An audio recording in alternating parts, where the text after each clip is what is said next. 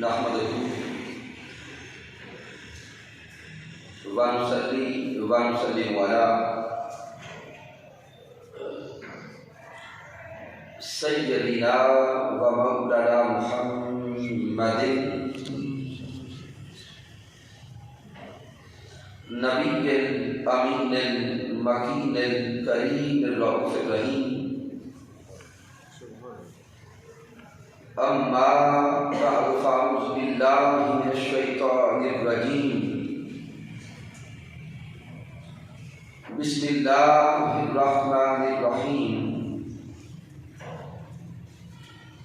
قال الله تبارك وتعالى في القرآن المجيد: سبحان الذي أسرى بعبده ليلا من المسجد الحرام إلى المسجد الأقصى الذي باركنا حوله لنريه من آياتنا إنه هو السميع البصير. صدق الله مولانا العظيم. إن الله وملائكته يصلون على النبي يا أيها الذين آمنوا صلوا عليه وسلموا تسليما. اللهم صل على سيدنا. اللہ رب العزت کی توفیق سے اور تاجدار کائنات صلی اللہ علیہ وسلم کے نعرے پاک کے تصدق سے لیاقت کی خوبصورت سرزمین پر ہم ماہانہ درس عرفان قرآن کی اس بابرکت نشست میں حاضر ہیں. درس عرفان قرآن کے انعقاد پر مبارکباد پیش کرتا ہوں. بالخصوص برادر مکرم جناب محترم حضرت علامہ مفتی محمود احمد سعیدی صاحب کو، مسجد کی انتظامیہ کے جمیع ساتھیوں کو اور جناب محترم ڈاکٹر حبیب احمد سہروردی صاحب سرپرست تحریک جاہل قرآن لیاقت دیگر تشریف لانے والے جمیع علماء کرام مشائخ اعظام تحریک جاہل قرآن کے قائدین کارکنان، اللہ رب العزت کی پاک بارگاہ میں دعا کرتے ہیں کہ مالک کائنات ہماری آج کی اس حاضری کو اپنی بارگاہ اقدس میں قبول فرمائے. سامعین، ماہ رجب ہے اور معراج مصطفیٰ صلی اللہ علیہ وسلم کے ایام قریب ہیں. اس لیے آج کے درس عرفان قرآن کے لیے معجزہ معراج مصطفیٰ صلی اللہ علیہ وسلم کے موضوع کو چنا گیا. اس موضوع پر اگر علمی اعتبار سے گفتگو کریں،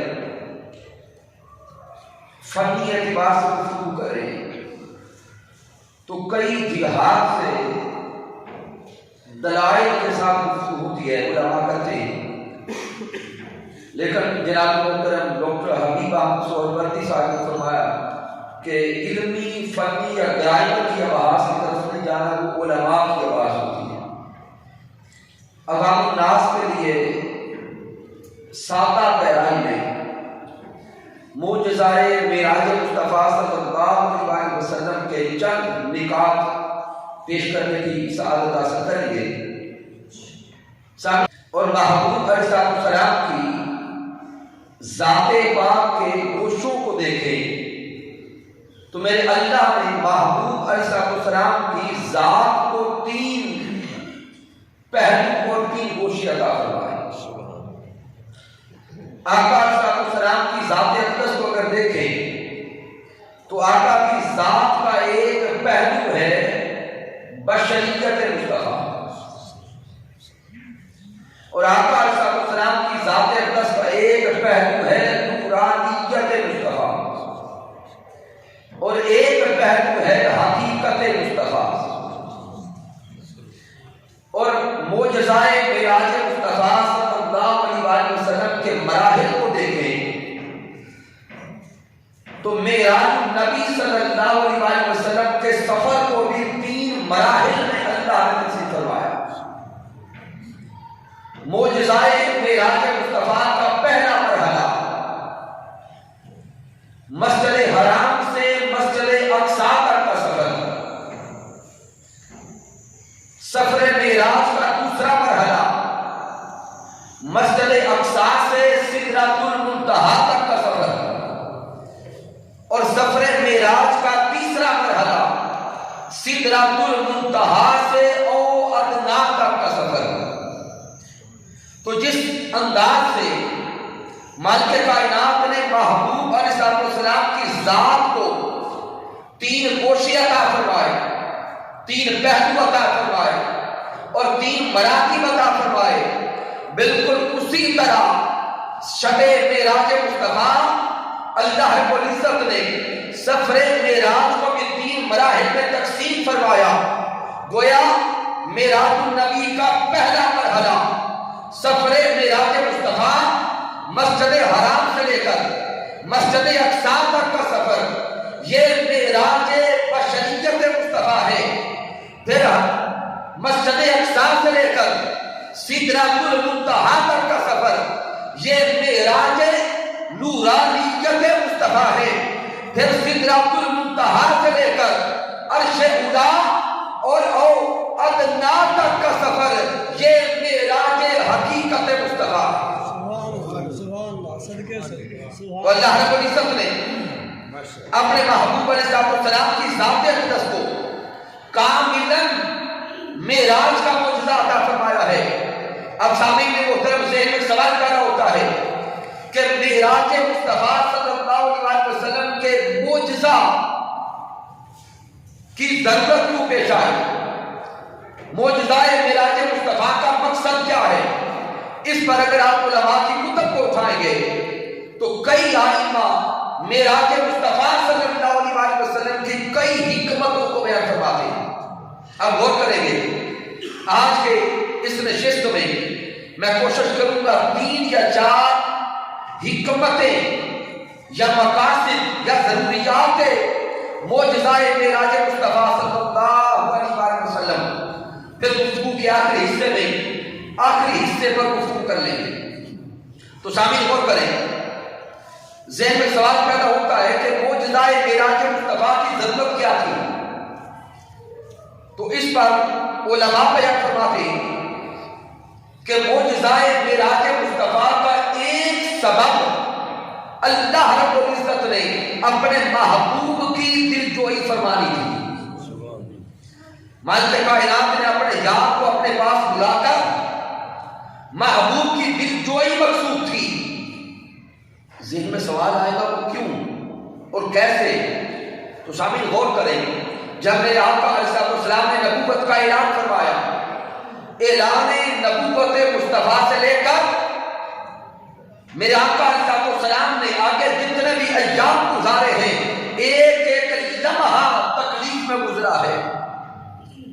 جب میرے آقا نے کوہ صفا پر نبوت کا اعلان فرمایا، کفار نے تانا زنی کی، کفار نے اعتراض کیے، یہاں تک کہ کفار نے محبوب علیہ السلام سجدے میں گئے تو اونٹ کی اونچڑیاں ڈالی۔ پھر محبوب علیہ السلام پر طرح طرح کے تانے کسے گئے، اعتراض کیا گیا، دکھ دینے کی کوششیں کی گئی، یہاں تک کہ یہ دکھوں کی انتہا تھی کہ تاجدار کائنات سے سوشل بائیکاٹ کر دیا گیا۔ سوشل بائیکاٹ، مقاطعہ، 3 سال تک آقا علیہ السلام سے سوشل بائیکاٹ رہا۔ شیخ ابی طالب کی گھاٹی پر میرے آقا علیہ السلام ہیں، آقا کے تمام چاہنے والے ہیں، آقا کا پورا خاندان ہے، اور ان 3 سالوں میں سارے مکہ والوں نے جو کفار تھے انہوں نے لین دین تو بند کیا ہی، یہاں تک کہ کھانا پانی کا پہنچنا بھی مشکل مکمل کر دیا۔ ان 3 سالوں میں آقا علیہ السلام کو اتنے دکھ دینے کی کوشش کی گئی، تکالیف دینے کی کوشش کی گئی کہ میرے آقا علیہ السلام اور صحابہ کرام کھانا جب میسر نہ آتا تو درختوں کے پتوں تک کے کھانے تک مجبور کیا گیا۔ شامی ندر یہ سوشل بائیکاٹ کا 3را سال آیا، ادھر مقاطعہ ختم ہونے کے قریب تھا تو میرے آقا علیہ السلام کی زوجہ محترمہ امہات المومنین حضرت سیدہ خدیجہ الکبریٰ رضی اللہ تعالی عنہ کا وصال ہو گیا۔ پھر اسی سال میرے آقا علیہ السلام کے چچا، میرے آقا کے اس دور کے ظاہری سہارا حضرت ابو طالب کا وصال ہو گیا۔ تو شامعین محترم، اب ایک طرف دشمنوں کی قطاریں ہیں، دشمن دکھ دینے والے ہیں، تنگ کرنے والے ہیں۔ ظاہری طور پر وہ دادا جان حضرت عبد المطلب کا بھی وصال ہو چکا، ولادت سے پہلے بابا جان حضرت عبداللہ کا بھی وصال ہو چکا، بچپن میں والدہ محترمہ حضرت سیدہ آمینہ کا بھی وصال ہو چکا۔ اب ظاہراً دنیا میں پیچھے رشتوں میں یا تو زوجہ تھی حضرت خدیجہ الکبریٰ جو ساتھ دیتی تھی، یا چچا ابو طالب تھے جو ساتھ دیتے تھے۔ وہ بھی جب چلے گئے تو میرے آقا دکھی ہوئے، تاجدار کائنات کے قلب اطہر پہ بوجھ آ گیا۔ میرے آقا کے قلب اطہر پہ دکھوں کے پہاڑ تھے کہ اب ظاہر دنیا میں ساتھ دینے والا کوئی نہیں۔ جب رب کائنات نے محبوب علیہ السلام کو دکھوں میں دیکھا، غم میں دیکھا، تو مالک کائنات نے جبرائیل علیہ السلام کے ذریعے محبوب کو پیغام بھیجا، اے میرے سونے مصطفیٰ، اگر دنیا میں ظاہری سہارا دینے والا کوئی نہیں تو آجا ہمارے پاس عرش اولا پہ بیٹھ کے، مقام ادنا پہ بیٹھ کے، اے میرے سونے مصطفیٰ تیرے دکھوں کو میں بانٹتا ہوں، تو آ میرے پاس او ادنا پہ بیٹھے، اس مقام پہ تو مجھے دیکھ، میں تجھے دیکھتا ہوں، تو مجھ سے کلام کر، میں تجھ سے کلام کرتا ہوں۔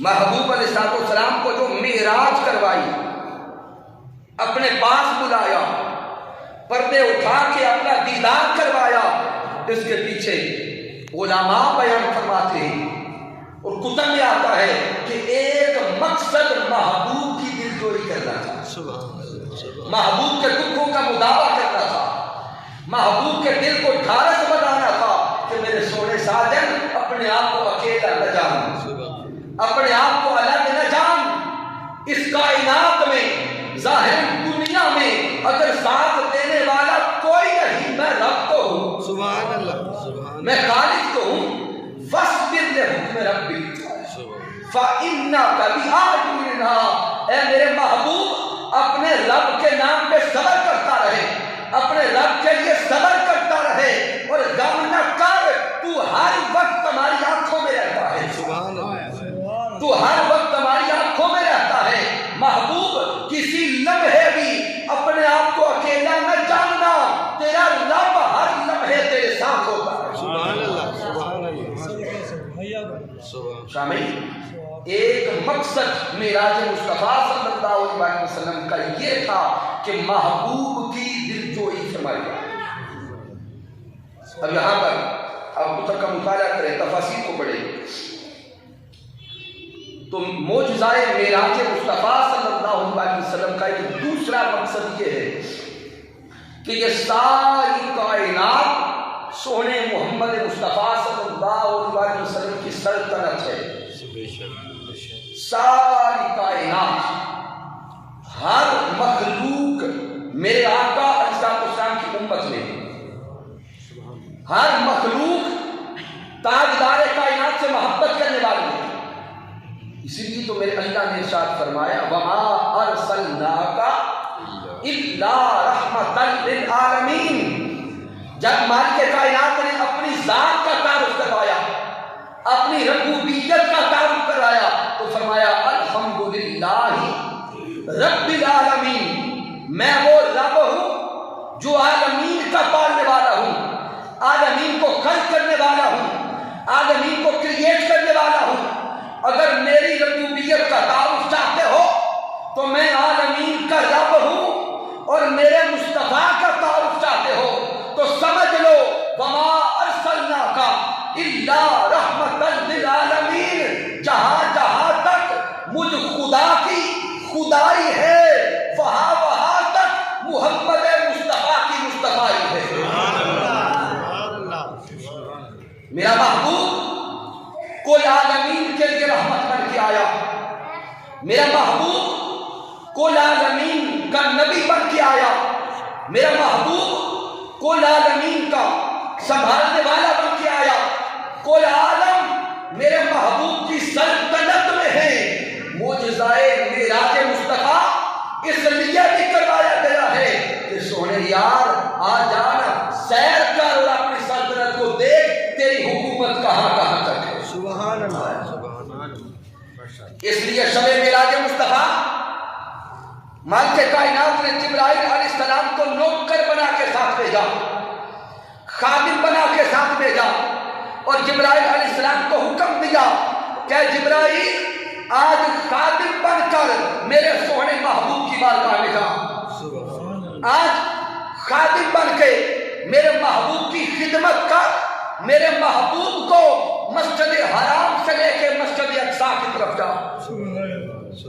اب جب آقا علیہ السلام براق پہ سوار ہیں، حضرت جبرائیل علیہ السلام ساتھ ہیں، آقا علیہ السلام کو مسجد اقصی کی طرف لے جایا گیا تو پہلے زمینی حقائق محبوب علیہ السلام کی آنکھوں کے سامنے تو پہلے بھی تھے، لیکن جبرائیل علیہ السلام خاتم بن کے سب کا تعارف کرواتا ہے۔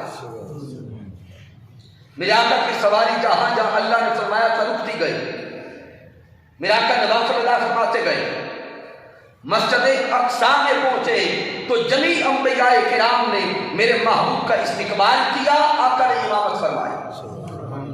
پھر وہاں سے آسمانوں کی طرف چلے، جب آسمانوں کی طرف چلے تو اب یہاں جب آسمانوں کی طرف چلے تو راستے میں کہکشائیں آئیں، کہکشاؤں کو دیکھا، پھر آگے چلتے گئے، پہلے آسمان، دوسرا آسمان، تیسرا آسمان، وہاں پہ انبیاء کرام سے ملاقاتیں کرتے گئے، جنت کو دیکھا، دوزخ کو دیکھا، گویا یہ سارے کی ساری میرے محبوب کی سیر تھی، میرے محبوب اپنی سلطنت کا معائنہ فرما رہے تھے بلا تشبیہ و بلا مثال۔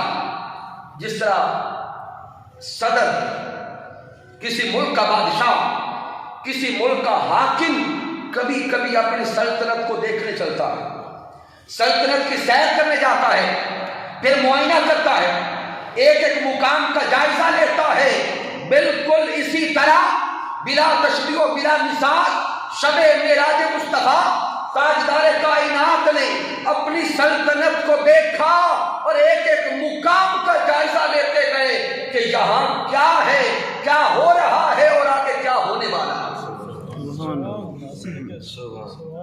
کیونکہ آقا علیہ السلام کل عالمین کے لیے رحمت بن کے آئے، گویا کل عالمین سلطنت مصطفیٰ صلی اللہ علیہ وسلم میں ہے۔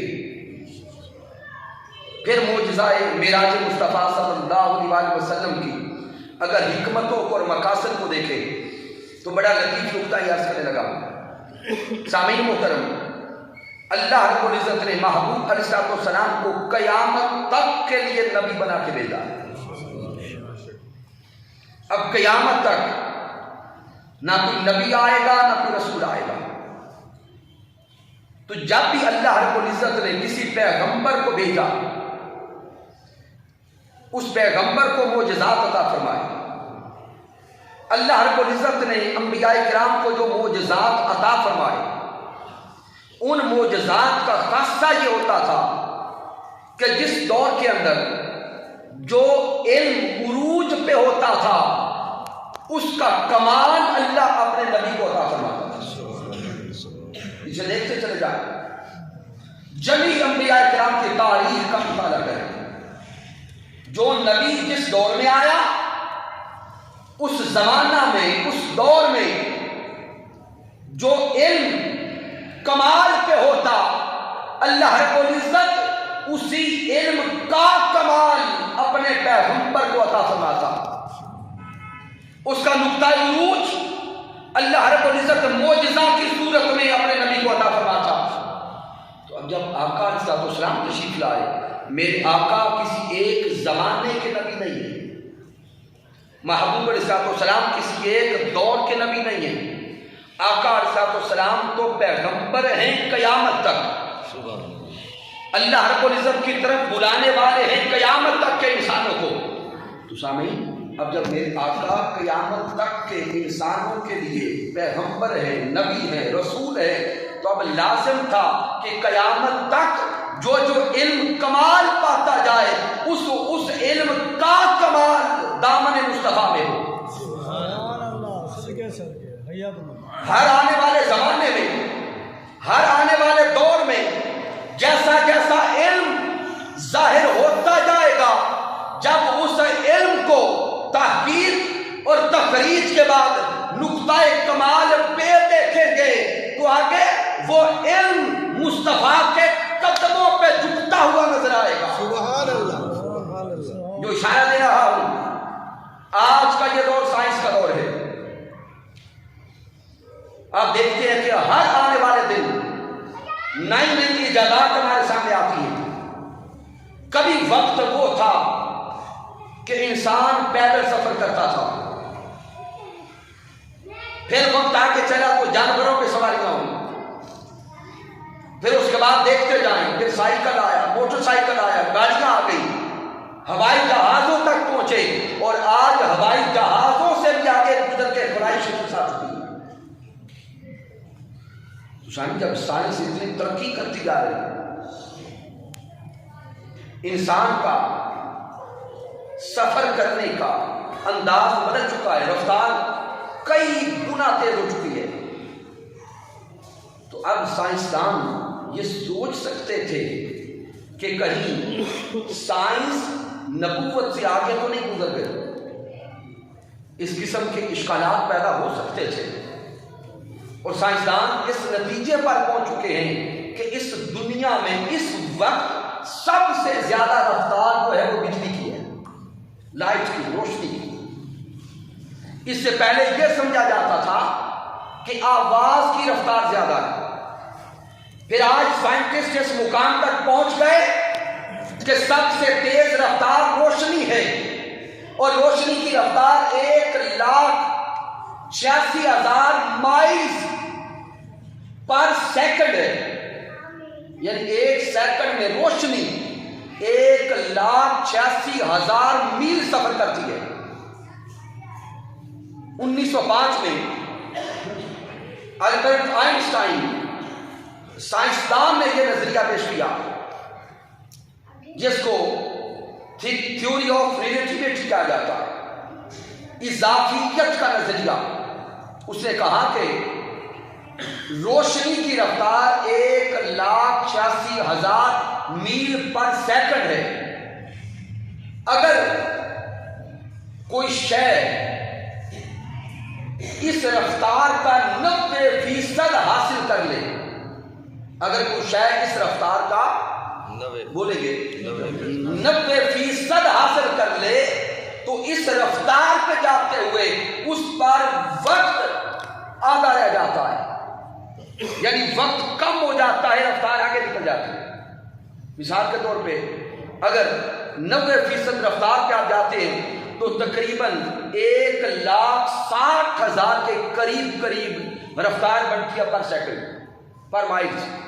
تو سامعین 1,60,000 مائلز پر سیکنڈ اگر کسی شے کی رفتار ہو جائے تو اس پہ وقت ہاف ہو جاتا ہے، وقت کا گزرنا آدھا ہو جاتا ہے، گویا باقیوں پر اگر 10 سال گزریں گے تو اس شے پر 5 سال گزریں گے، یعنی وقت کی رفتار رک جاتی ہے، وقت کی رفتار ہاتھ ہو جاتی ہے. اور آئنسٹائن نے کہا اگر کوئی شے اس دنیا کی روشنی کی رفتار کے برابر رفتار حاصل کر لے تو اس پر وقت کی ویلوسٹی صفر ہو جاتی ہے. وقت اس پر زیرو ہو جاتا ہے. اس کی رفتار کا عالم یہ ہے کہ وقت تھم جاتا ہے, وقت رک جاتا ہے, وہ اس رفتار سے آگے سفر کرتا چلا جاتا ہے. یہ تو سائنسدانوں نے ایک نظریہ قائم کیا. جب اس نظریے کو سیرت مصطفیٰ پہ دیکھا, جب اس نظریے کو شب معراج مصطفیٰ کے منظر پہ دیکھا, آقا کی رفتار پہ دیکھا, تو میرے آقا نے فرمایا کہ میں نے اس رات جو سفر کیا تھا ایک برق پر نہیں کیا, بلکہ میں نے تو وہ سفر براق پہ کیا تھا. شب معراج مصطفیٰ آقا نے سفر کس پہ کیا؟ اونچا بولے, براق کو تو نہیں ہے. اس نقطے کو تھوڑا سمجھے. آئنسٹائن نے کہا کہ اگر کوئی شے اپنی رفتار کو روشنی کے برابر کر لے, روشنی کے برابر, اونچا بولے, برابر کر لے, اس پر وقت رک جاتا ہے, وقت تھم جاتا ہے. میرے سونے مصطفیٰ صلی اللہ علیہ وسلم نے معراج سے واپس آ کر یہ دعویٰ فرمایا تھا کہ لیلاً, رات کے ایک لمحے میں مسجد حرام سے مسجد اقصی گیا, مسجد اقصی سے سدرۃ المنتہا پہ گیا, سدرۃ المنتہا سے او ادنا پہ گیا. جب میں واپس لوٹا تو ابھی میرا بستر گرم تھا, کنڈی ہل رہی تھی, پانی چل رہا تھا. اس وقت عقل میں نہ آیا, لیکن آج کی سائنس یہ بتا چکی ہے کہ اگر کوئی شے روشنی کی رفتار سے سفر کرے, سفر وہ جتنا بھی کر لے اس کے لیے وقت تھم جاتا ہے, اس کے لیے وقت تھم جاتا ہے. وقت کی تنابیں کھینچی جاتی ہیں, وقت رک جاتا ہے. تو میرے آقا نے فرمایا تم تو ایک برق کو روتے ہو, تم ایک روشنی کو روتے ہو, میں تو ملٹیپل لائٹس براق پہ سفر کرتا رہا. نہ وہاں وقت تھا, نہ وقت کا اشارہ تھا, نہ وقت کا کنایا تھا, نہ وہاں زمین تھی, نہ آسمان تھا, نہ انسان تھا, نہ فرشتے تھے, نہ ملک تھے, ارے کچھ نہ تھا. میں وہاں پہنچا, وہاں پہ میرا خدا تھا اور دوسرے محمد مصطفیٰ تھے.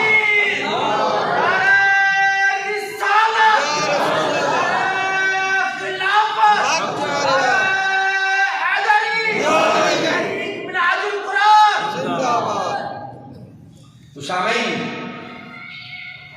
محبوب علیہ السلام کو معراج کروانے کا ایک مقصد یہ بھی ہے کہ تاجدار کائنات صلی اللہ علیہ وسلم کو یہ ایسا عظیم اور نادر معجزہ عطا فرمایا جائے کہ سائنس ترقی کرتے کرتے جس عروج پر پہنچتی ہے, جب سائنس آگے جان کے دیکھتی ہے تو ذات محمد مصطفیٰ نظر آتی ہے. تو یہ سارے نظارے اس لیے کروائے گئے کہ کائنات جہاں بھی کمال کو پہنچے تو اس کمال کے آگے رخ مصطفیٰ ہو. اب سامعین ایک اور سبب عرض کرتا ہوں کہ محبوب علیہ السلام کو معراج کیوں کروایا گیا. اللہ رب العزت نے مقصد خود بیان فرمایا, لِنُرِيَهُ مِنْ آيَاتِنَا, اس لیے ہم نے محبوب کو یہ معراج کروایا کہ ہم اپنی نشانیاں دکھائیں, ہم اپنی نشانیاں دکھائیں. اس کو میں دو حصوں میں اس نقطے کو عرض کرتا ہوں. ایک تو اس میں راز یہ ہے کہ حضرت آدم علیہ السلام سے لے کر عیسیٰ علیہ السلام تک ہر نبی کا کلمہ یہی تھا, لا الہ الا اللہ.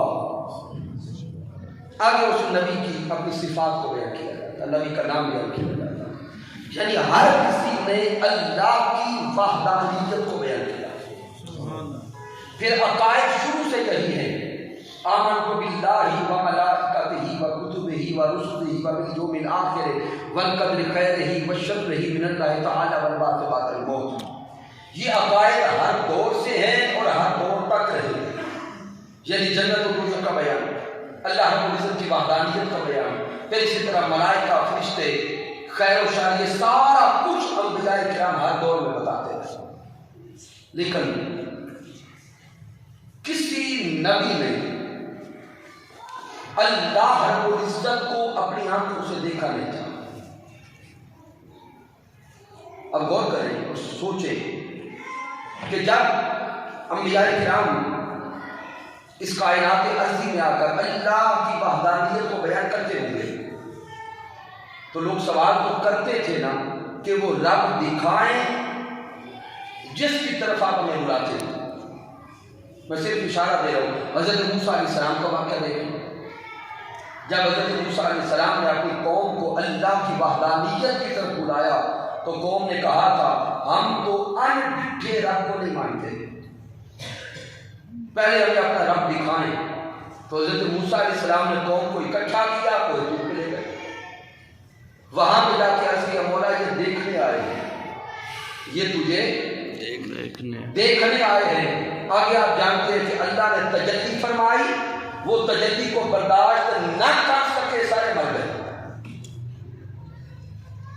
لیکن اللہ رب العزت کی بارگاہ میں جب موسیٰ علیہ السلام نے عرض کیا تھا، سوال کیا تھا رب ارنی انظر الیک، مولا مجھے اپنا آپ دکھا، تو مالک کائنات نے جواب دیا لن ترانی، موسیٰ تو نہیں دیکھ سکتا، تو نہیں دیکھ سکتا. شامل ہر نبی اللہ کی وحدانیت کی طرف بلاتا رہا لیکن کسی نبی نے بے حجاب اللہ کو دیکھا نہیں تھا. کسی نبی نے اللہ رب العزت کو بے حجاب نہیں دیکھا تھا. یہ آخری نقطہ ہے آج کی گفتگو کا، توجہ ادھر رکھیں. تو جب کسی نبی نے بھی اس کائنات ارضی میں اللہ کو نہیں دیکھا تھا تو اللہ کی ذات پر عینی گواہ تو تھا ہی کوئی نہیں. عینی شاہد اس دنیا میں اللہ کی ذات پر کوئی بھی نہیں تھا. تو جب اللہ کی ذات پر کوئی بھی عینی شاہد کائنات میں نہ تھا تو ممکن تھا کہ اس سائنس کے دور میں جب گواہی کوئی نہیں تو نظریے پہ زد پڑتی. چونکہ رب کائنات جانتا تھا وہ دور آئے گا جس دور میں مفروضے قائم کیے جائیں گے، مفروضوں کے بعد پھر تجربات ہوں گے، تجربات کے بعد مشاہدات کی طرف جائیں گے. تو اس دور کے لیے لازم ہے کہ اپنے کسی ایسے گواہ کو بھیجا جائے جس گواہ کے سامنے جب میرے بارے میں بات کی جائے تو وہ یہ بتا سکے کہ وہ رب ایسا ہے جس کو میں دیکھ کے آیا ہوں، میں نے اس کا جلوہ کیا. تو پیچھے حضرت آدم علیہ السلام سے لے کر حضرت عیسیٰ علیہ السلام تک کسی بھی پیغمبر کو رب کائنات نے بے حجاب اپنا دیدار نہ کروایا. لیکن جب ذات محمد مصطفیٰ آئے، جب میرے محبوب آئے، شب معراج مصطفیٰ، مالک کائنات نے محبوب کو بلایا اور ادنا پہ بٹھایا اور ادنا پہ بٹھا کر پردے اٹھا کر اپنا سب کچھ دکھا کر محمد مصطفیٰ کو اپنی ذات پہ گواہ بنا دیا. سبحان اللہ. اور قرآن نے اعلان فرما دیا یا ایھا الناس قد جاءکم برہان من ربکم، اے لوگوں دیکھ لو میں نے اپنی ذات پر پختہ گواہ محمد مصطفیٰ کو بنا کے بھیجا. سبحان اللہ. اب جب میرے آقا علیہ السلام مالک کائنات کا دیدار فرما کے لوٹ رہے تھے، واقعہ جانتے ہیں، میں صرف خاص نقطہ کروں گا. چھٹے آسمان پہ حضرت موسیٰ علیہ السلام سے ملاقات ہوئی. جب جا رہے تھے تو تب بھی ملاقات ہوئی، جب لوٹ رہے تھے تو تب بھی ملاقات ہوئی. حضرت موسیٰ علیہ السلام نے پیارے محبوب سے عرض کیا اے سونے محبوب رب کی بارگاہ سے کیا لائے؟ رب کی بارگاہ سے کیا لائے ہیں؟ تو میرے محبوب فرماتے ہیں کہ اللہ نے مجھے 50 نمازوں کا تحفہ دیا ہے، 50 نمازوں کا تحفہ دیا ہے میری امت کے لیے۔ تو حضرت موسیٰ علیہ السلام عرض کرتے ہیں اے سونے محبوب یہ آپ کی امت پہ بھاری پڑ جائے گا، ادا کرنے والے نہیں ہوں گے، وہ اس کو بوجھ سمجھیں گے۔ تو میرے آقا علیہ السلام حضرت موسیٰ علیہ السلام کی تاکید پر اب اللہ کی بارگاہ میں پھر گئے، مالک کائنات کی بارگاہ اقدس میں پہنچے، اور اللہ رب العزت نے کمال مہربانی فرمائی، 5 نمازیں کم فرما دی۔ پھر آئے حضرت موسیٰ علیہ السلام کے پاس، موسیٰ علیہ السلام نے پھر یہی عرض کیا کہ حضور زیادہ ہے، لگتا ہے کہ موسیٰ علیہ السلام ہمیں جانتے تھے۔ موسیٰ علیہ السلام پھر عرض کرتے ہیں زیادہ ہے، میرے آقا پھر گئے، یہاں تک کہ 45 نمازیں کم ہو گئی، پیچھے کتنی رہ گئی؟ 5۔ ان 5 پر بھی حضرت موسیٰ علیہ السلام نے عرض کیا تھا محبوب یہ بھی زیادہ ہے، لیکن میرے آقا نے فرمایا کہ اب لوٹتے ہوئے مجھے اپنے اللہ سے حیا آتی ہے، اپنے مالک سے حیا آتی ہے۔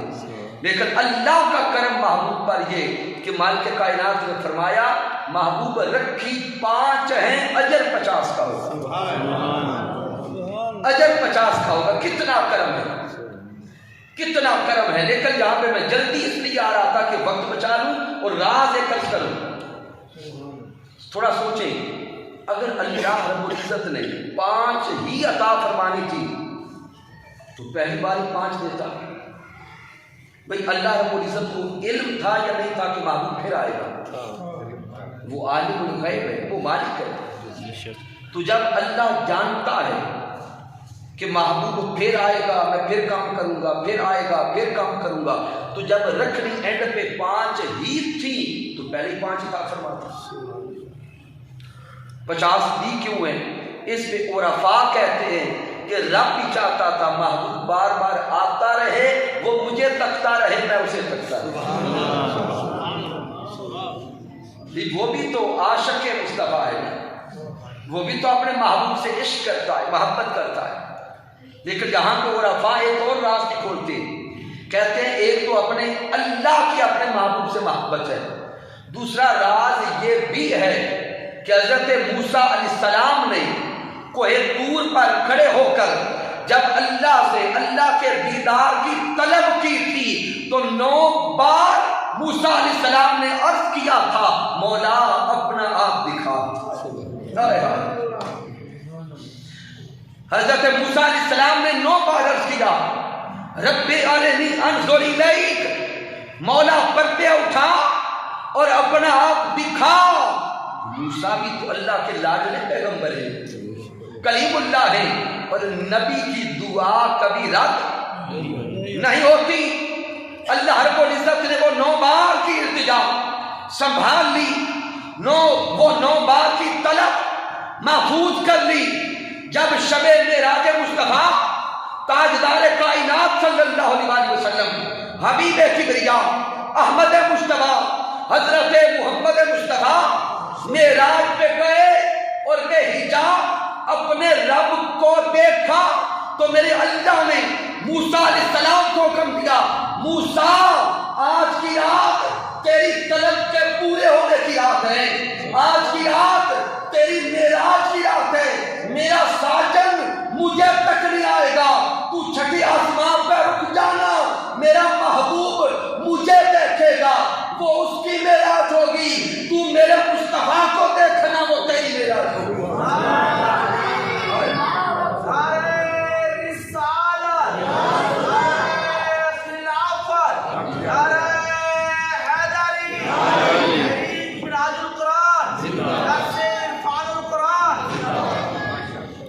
تو شب معراج مصطفیٰ چھٹے آسمان پہ حضرت موسیٰ علیہ السلام کو رب کائنات نے پہنچا دیا۔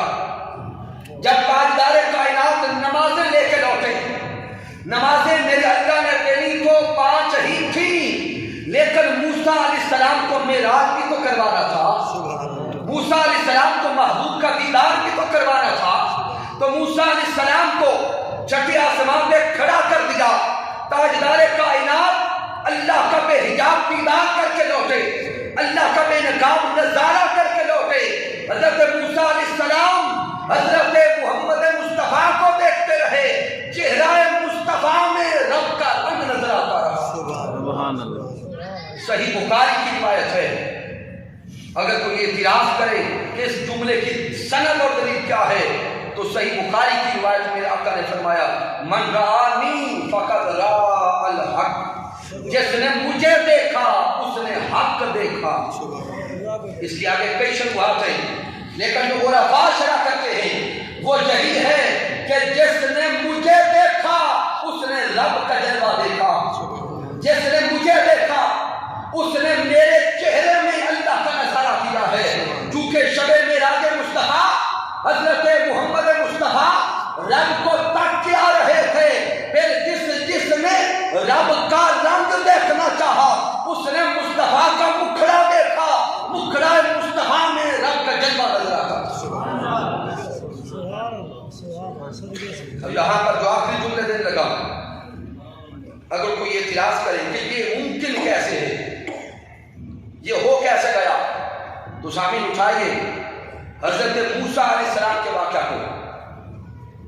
جب کوہ طور پہ مالک کائنات نے حضرت موسیٰ علیہ السلام کو تجلی دکھائی، حضرت موسیٰ علیہ السلام بے ہوش ہوئے، بعد میں ہوش میں آئے، حضرت موسیٰ علیہ السلام لوٹ آئے جب اپنی قوم کی طرف۔ اب منظر یہ تھا کہ حضرت موسیٰ علیہ السلام کے چہرے کو تکنا مشکل ہو گیا، حضرت موسیٰ علیہ السلام کے چہرے کو تکنا مشکل ہو گیا۔ جو موسیٰ علیہ السلام کے چہرے کو تکتا اس کی آنکھیں ضائع ہو جاتی، اتنا نور آ گیا۔ کیوں؟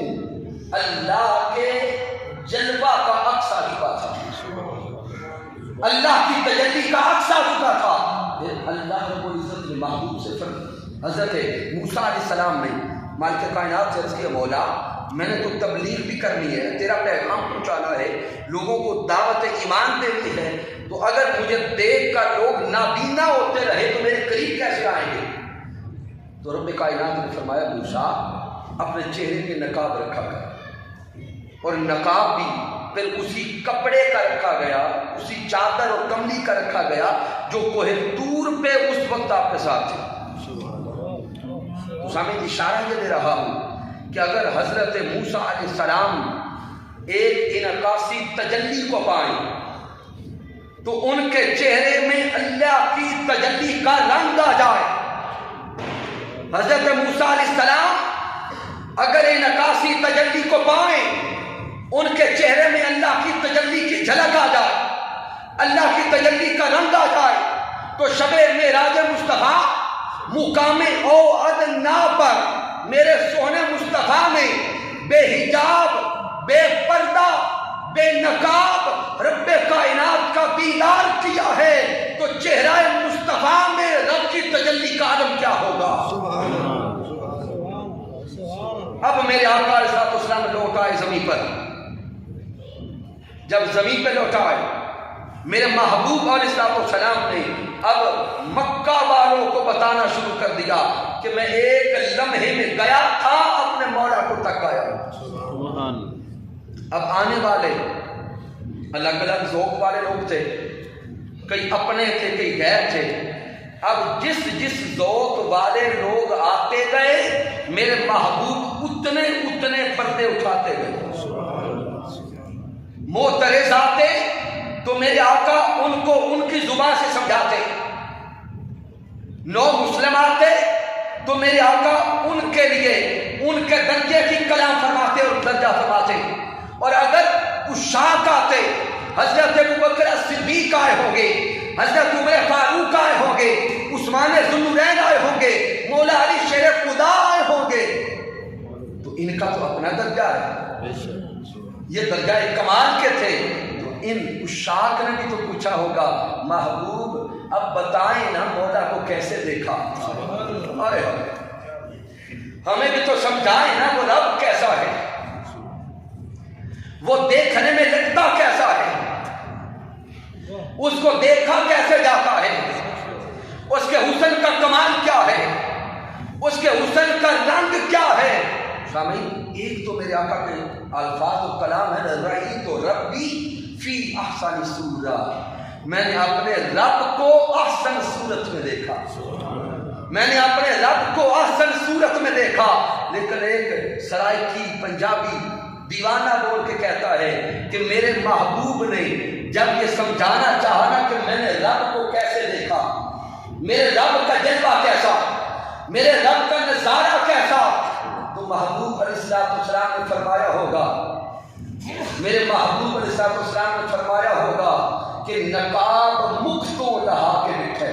سبحان اللہ۔ سوال کرنے والوں نے سوال کیا ہوگا نا کیسے دیکھا، کتنے قرب میں جا کے دیکھا، تو میرے محبوب نے فرمایا ہوگا نقاب مختو لہا کے بٹھے، نقاب مختو لہا کے بٹھے، میں رج کے بٹھے، نچا کے بٹھے، او ایڈا سونا مثال کوئی نہیں، او نے مینو نیڑے بہا کے بٹھے۔ سبحان اللہ۔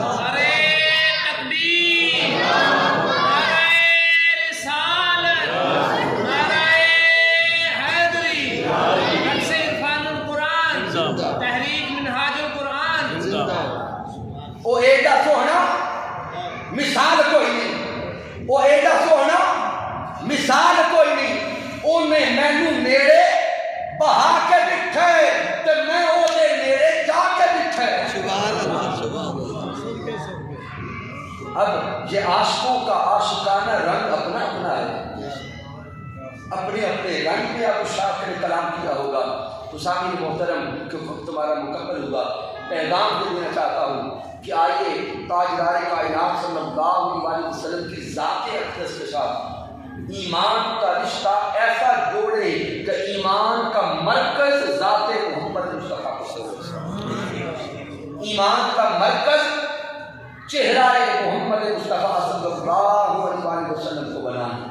پھر جو جو میرے آقا فرماتے جائیں، جس کے بارے میں فرماتے جائیں، جو جو زبان مصطفیٰ سے نکلتا گیا ہم تک پہنچتا گیا، ہم ایمان لاتے گئے، بس یہی ایمان۔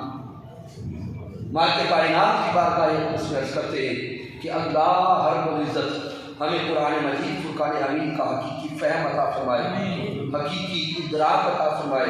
میں معذرت چاہتا ہوں کہ آیہ کریمہ کی میں لفظی ابحاث کی طرف نہیں جا سکا، اللہ رب العزت نے چاہا تو یقیناً آپ نے اس جمعہ بھی اور آگے ہر جمعہ پہ قبلہ مفتی صاحب آپ کو یہ لغوی لفظی علمی تفاصیل سمجھاتے رہتے ہیں، سمجھاتے رہیں گے۔